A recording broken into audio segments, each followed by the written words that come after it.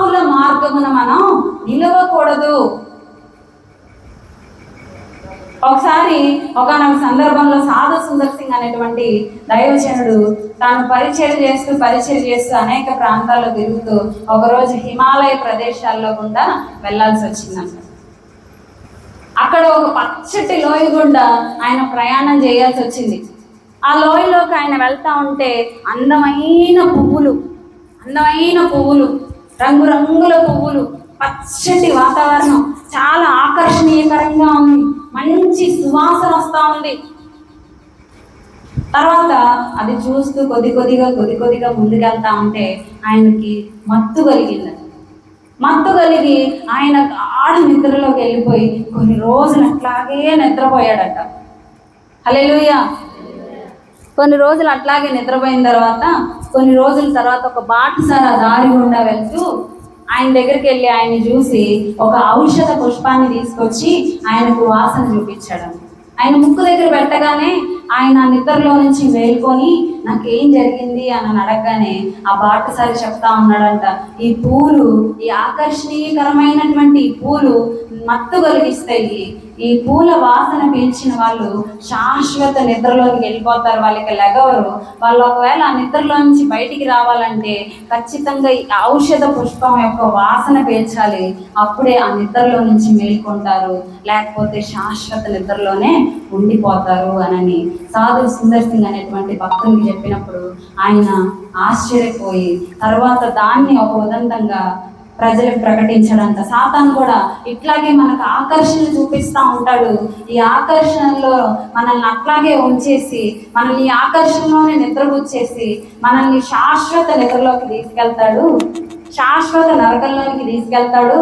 ఆ నరకంలోనికి వెళ్లకుండా విరుగుడు మందుగా ఔషధ పుష్పంగా జీవం కలిగిన దేవుడి భూమి మీదకి వచ్చి మన కోసం ప్రాణం పెట్టి మనకి విమోచన అనుగ్రహించి మనల్ని నిత్యరాజ్యానికి చేర్చాడు అని చెప్పి ఆయన సువార్త ప్రకటించాడట.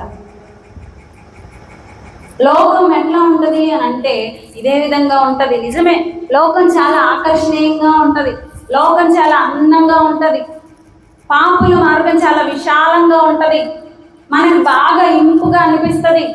యేసు ప్రభు మార్గం చాలా ఇరుకుగాను ఇబ్బందికరంగానూ ఉంటుంది. కొంతమంది అంటారు పస్కర్లు వచ్చినాడు కూడా ఎట్లాంటి పత్యాలు ఉండవు. యేసు ప్రభు మార్గం మనకి ఇరుకుగా సంకుచితంగా ఇబ్బందికరంగా ఉంటుంది కొన్నిసార్లు.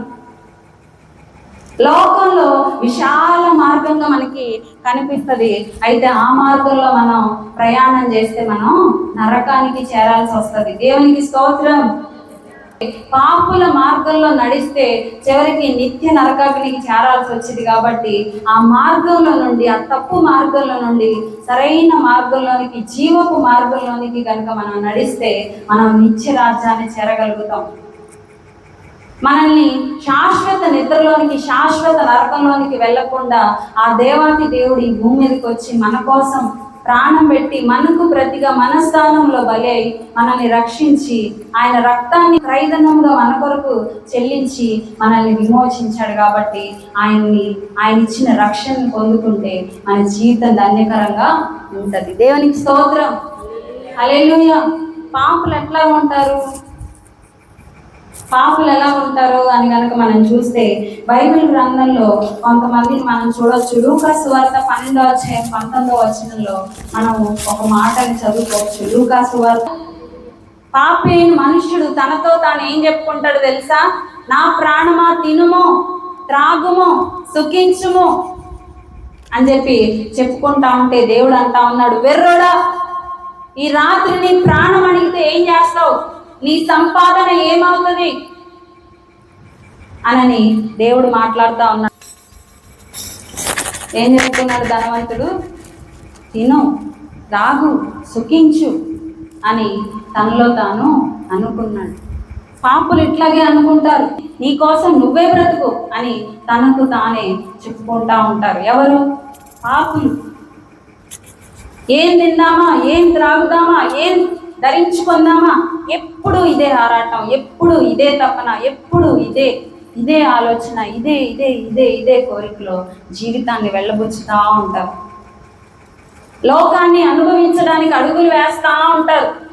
లోకంలో ఏదో పొందాలని, ఏదో సాధించాలని, ఏదో ఏదో ఏదో ఏదో ఏదో ఉందని తపన పడతా ఉంటారు.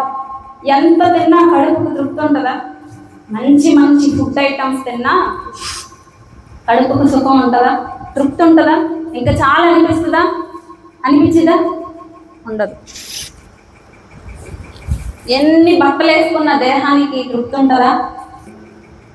ఎంత సుఖపడిన దేహానికి తృప్తి ఉంటుందా? తృప్తి ఉండదు.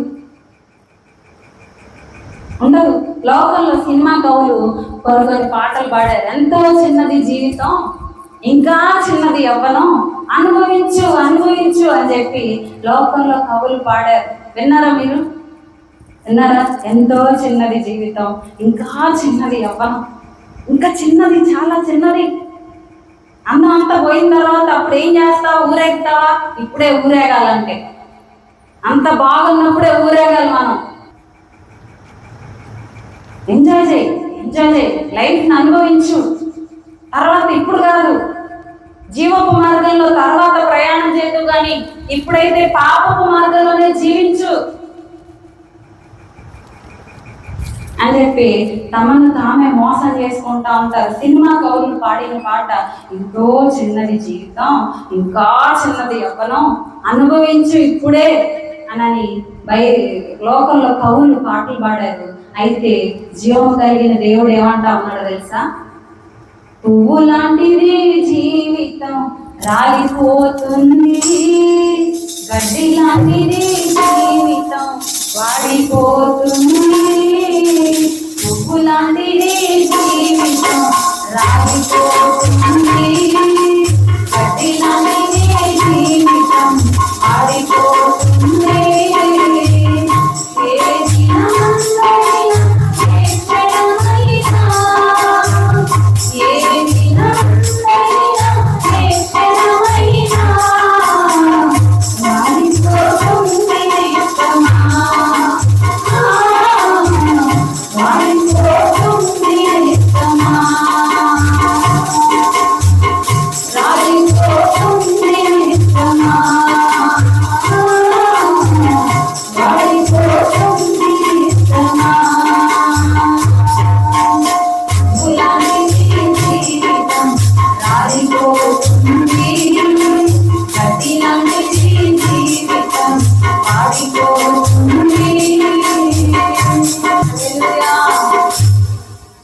ఏమైపోయింది? జీవితం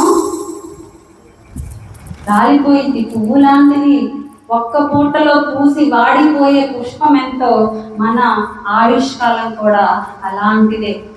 ఈ ఆయుష్కాలాన్ని దేవుని పని కొరకు మనం వెచ్చించాలి. దేవుని మార్గంలో, పాపుల మార్గంలో మనం ఉండకూడదు. లోకం తనకు తాను చెప్పుకుంటా ఉంది, ఈరోజు తిను, తాగు, సుఖించు, ఎంజాయ్ చేయి, ఎంజాయ్ చేయి అని లోకం తనకు తాను చెప్పుకుంటుంది.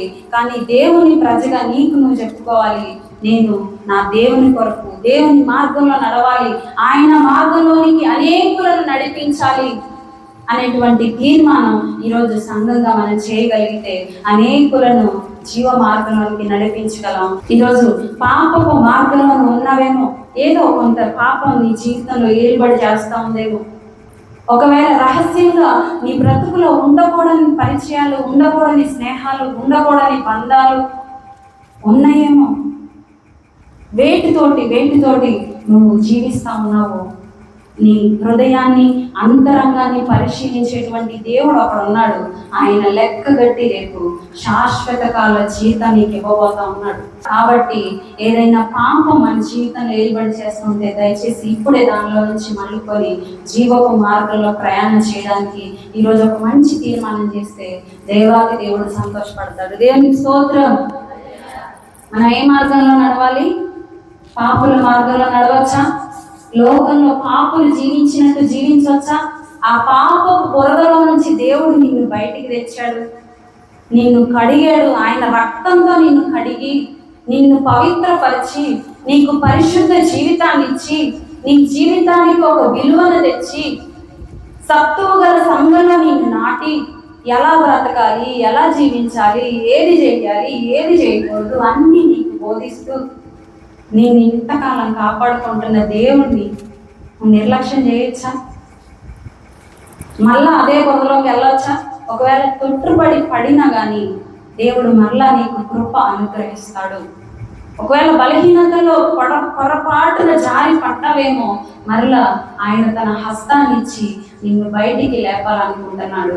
నువ్వు ఆయన హస్తాన్ని పట్టుకొని తిరిగి లేచి నిలబడి దేవుని పని చేయడానికి సిద్ధపడితే ఆ దేవుడు సంతోషపడతాడు. నీతిమంతుడు 7 మార్లు పడినను తిరిగి లెగుస్తాడు.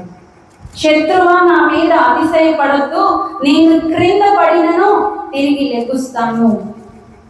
నేను ఒకవేళ పడ్డానని నువ్వు సంతోషపడుతున్నావేమో శత్రువా, నేను పడిపోయానని నువ్వు ఆనందపడుతున్నావేమో శత్రువా, నా జీవితం ఇంకా అయిపోయింది అని నేను సంతోషపడుతున్నావేమో శత్రువా, నేను క్రింద పడినా తిరిగి లెగుస్తాను అని మనం చెప్పగలగాలి. దేవునికి స్తోత్రం. నువ్వు పడిపోయి అక్కడే ఉంటే దేవుడు సంతోషపడడు. పడ్డావా, తిరిగి మళ్ళా లేచి నిలబడాలని దేవుడు ఈరోజు మాట్లాడుతూ ఉన్నాడు. దేవునికి స్తోత్రం. హల్లెలూయా.